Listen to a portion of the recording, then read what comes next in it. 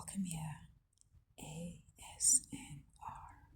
He weighed the ring in his hand, hesitating and forcing himself to remember. Hi everyone, it's Jessica Moni. Welcome to my channel.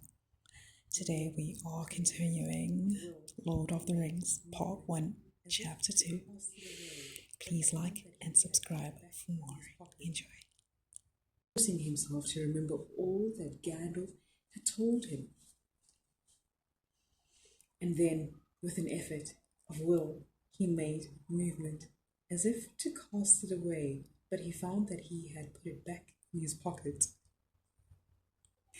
Gandalf laughed grimly. You see, already you too, Frodo, cannot easily let it go, nor will to damage it. And I could not make you accept by force, which would break your mind. But as for breaking the ring, force is useless. Even if you took it and struck it with a heavy sledgehammer, it would make no dent in it. It cannot be unmade by your hands or by mine.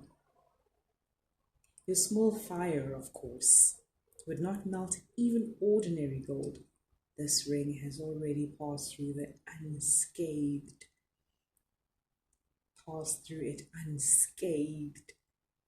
And even unheated.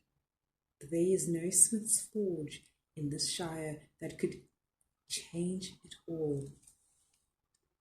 Not even the anvils and furnaces of the dwarves could do that.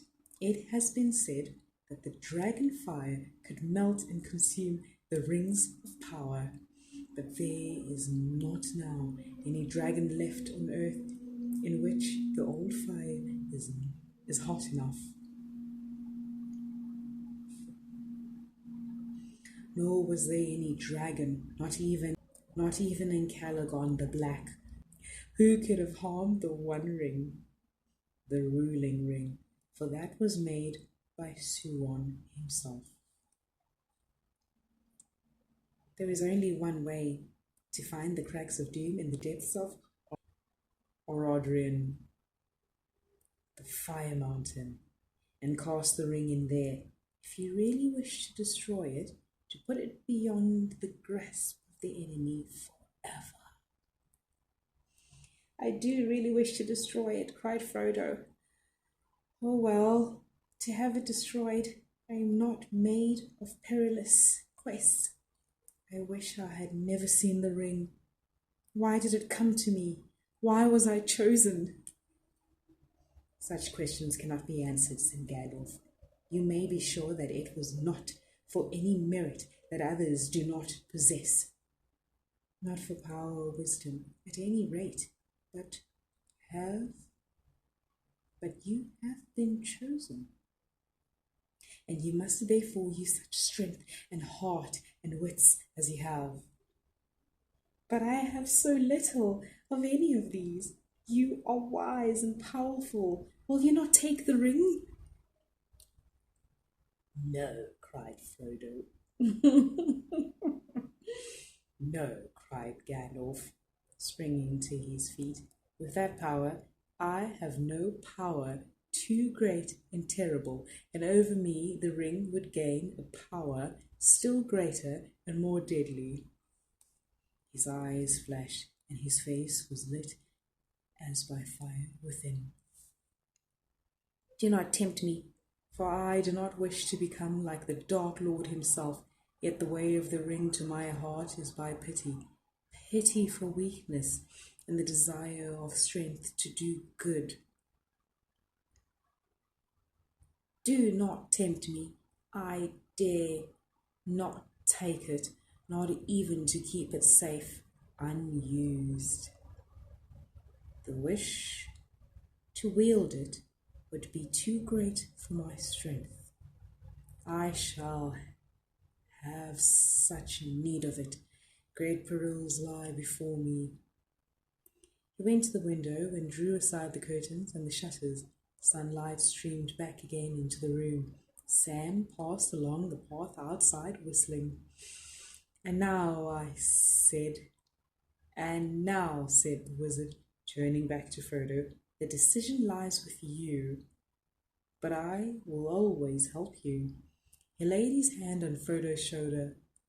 I will help you bear this burden as long as it is yours to bear.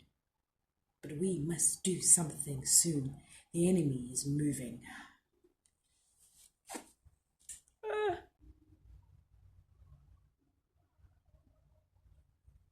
Which means thank you in Italian. Tea break.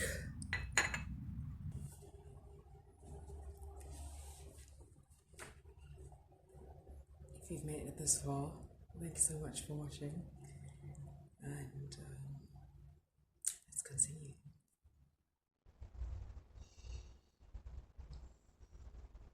There was a long silence. Gandalf sat down again and puffed at his pipe, as if lost in thought. His eyes seemed closed, but under his lids he was watching Frodo intently. Frodo gazed fixedly on the red embers of the earth until they filled all his vision, and he seemed to be looking down into profound wells of fire. He was thinking of the fabled cracks of doom and the terror of the fiery mountain. Well, said Gandalf at last, what are you thinking about? Have you decided what to do? No, answered Frodo, coming back to himself out of darkness, and finding to his surprise that it was not dark that was out of the window. He could see the sunlit garden. Perhaps yes. As far as I understand, what have you said? I suppose I must keep the ring and guard it, at least for the present, whatever it may do to me, whatever it may do, it will be slow to evil. If you keep it with that purpose, said Gandalf. I hope so, said Frodo, but I hope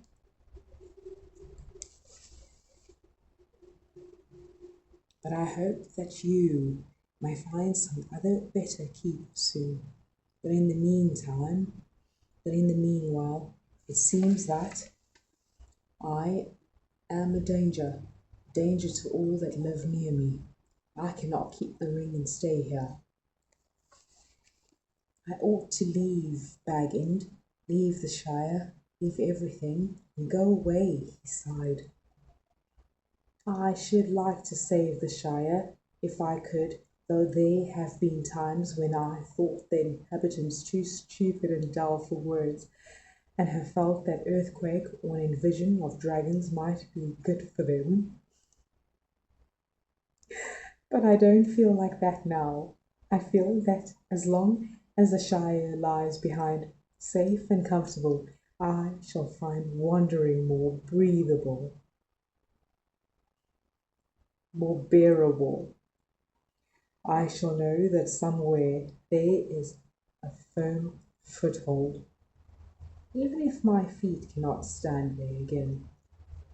Of course, I have sometimes thought of going away, but I imagine that as a kind of a holiday, a series of adventures like Bilbo's or better, ending in peace. But this would mean exile, a flight from danger into danger, drawing it after me. And I suppose I must go home. I am to do so and save the Shire, but I feel so very small and very uprooted and, well, desperate. The enemy is so strong and terrible. He did not tell Gandalf, but as he was speaking, a great desire to follow Bilbo flamed up in his heart, to follow Bilbo, and even perhaps to find him again.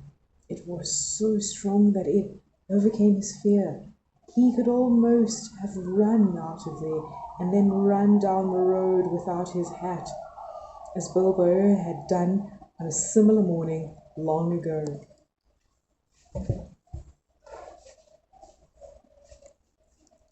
"My dear Frodo," exclaimed Gandalf, "hobbits really are amazing creatures. As I have said before, you can learn all that there is to know about their ways in a month, and yet after 100 years they can still surprise you at a pinch. I hardly expected to get an answer, not even from you." But Bilbo made no mistake in choosing his heir, though he little thought how important it would prove. "I am afraid you are right. The ring will not be able to stay hidden in the Shire much longer, and for your own sake, as well as for others, you will have to go and leave the name of Baggins behind you. The name will not be safe to have outside the Shire or in the world. I will give you a travelling name now. When you go as Mr. Underhill. But I don't think you need go alone. Not if you know of anyone you can trust and who would be willing to go by your side and that you would be willing to take into unknown perils. But if you look for a companion, be careful in choosing. Be careful of what you say. Even in your closest friends, the enemy has many spies and many ways of hearing." Suddenly he stopped as if listening. Frodo became aware, and all was very quiet inside and outside. Gandalf crept into the inside. Gandalf crept to one side of the window. Then with a dart he sprang to the sill and thrust a long arm out and downwards. There was a squawk, and up came Sam Gamgee's curling head, hurled by one ear. "Well, well, bless my head," said Gandalf. "Sam Gamgee, isn't it? Now what may you be doing?" "Lor bless you, Mr. Gandalf, sir," said Sam. "Nothing. Leastways, I am just trimming the grass border under the window. If you follow me." He picked up his shears and exhibited them as evidence. "I don't," said Gandalf grimly. "It is time since I last heard the sound of your shears. How long have you been eavesdropping?" "I don't," said Gandalf grimly. "It is some time since I last heard the sound of your shears. How long have you been eavesdropping?" "Eavesdropping, sir?" "I don't follow you. Begging your pardon, there ain't no elves at Baggin, and that's a fact." "Don't be a fool. What have you heard, and why did you listen?" Gandalf's ears flashed and his brows stuck out like bristles. "Mr. Frodo, sir," cried Sam, squawking. "Don't let him hurt me, sir. Don't let him turn me into anything unnatural. My old dad would take on so. I meant no harm, on my honour, sir." "He won't hurt you," said Frodo, hardly able to keep from laughing, although he won't hurt you, said Frodo, hardly able to keep from laughing, although he was himself startled and rather puzzled. "He knows as well as I do that you mean no harm." "Just as you up and answer his questions right away." "Well, sir," said Sam, dithering a little, I heard a deal that I didn't rightly understand about an enemy and rings and Mr. Bilbo, sir, and dragons in Fairy Mountain and elves, sir. I listened because I couldn't help myself, if you know what I mean. Lord bless me, sir, but I love tales of that sort, and I believe them too, whatever Ted may say. Elves, sir, I would dearly love to see them. Couldn't you take me to see elves, sir, when you go? Suddenly Gandalf laughed. Come inside, he shouted, and putting out both of his arms, he lifted the astonished Sam Shear's grass clipping and all, right through the window and stood him on the door. Take you to see elves, huh? He said, eyeing Sam closely, but with the smile flickering on his face. So you heard that Mr. Frodo is going away?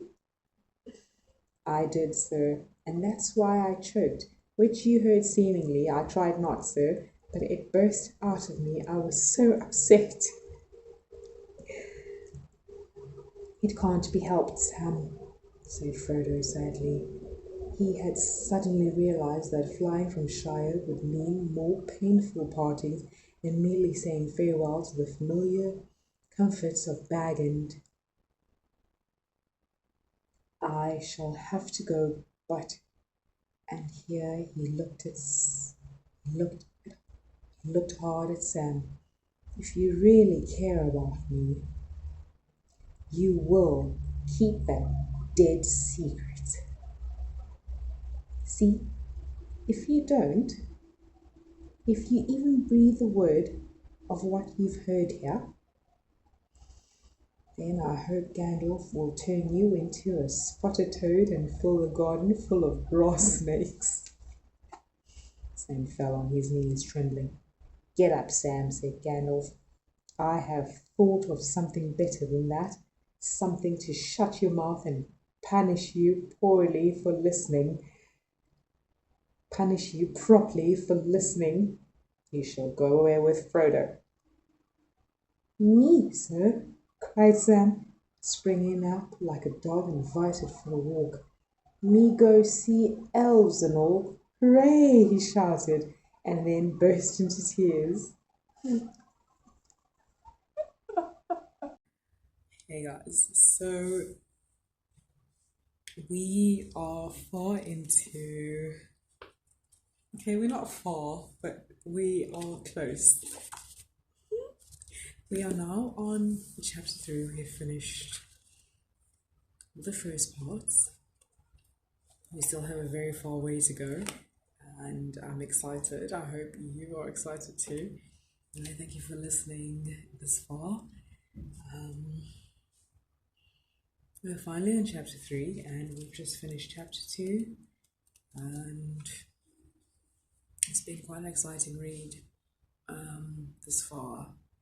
And the main thing I want to say to you guys is I hope this has helped you relax and or fall asleep wherever you are.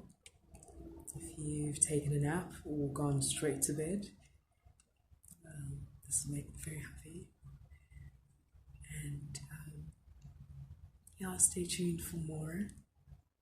It's Jessica Mahoney, and I'd like for you to like, comment, or subscribe. I'd like for you to subscribe if you want to see more of this. Anyway,